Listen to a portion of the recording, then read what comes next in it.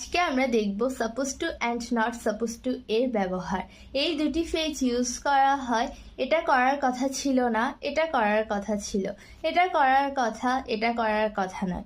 এই সেন্টেন্সগুলোকে ইংলিশে সুন্দরভাবে বলার জন্য এই ফ্রেজ দুটি ইউজ করা হয়। তাহলে চলো আমরা দেখে নিই এই ফ্রেজ দুটি ইউজ করে ইংলিশে কত সুন্দর করে সেন্টেন্স বলা যায়। যেমন আমরা বলতে পারি, তুমি এখানে উপস্থিত থাকার কথা। You are suppose to present here. ঠিক তেমনভাবে তুমি এখানে উপস্থিত থাকার কথা নয়, you are not suppose to present here. তারপর বলতে পারি, তাদের এখন খেলার কথা। They are suppose to play now. ঠিক তেমনভাবে তাদের এখন খেলার কথা নয়, they are not suppose to play now. এরপর বলা যায়, তোমার এখানে গাড়ি পার্ক করার কথা।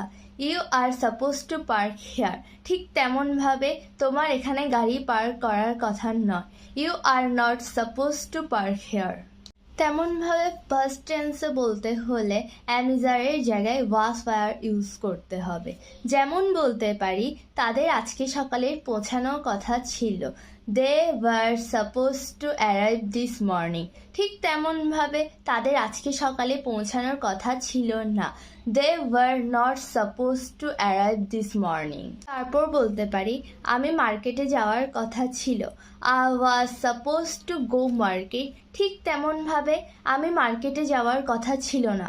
I was not suppose to go market. Thank you all.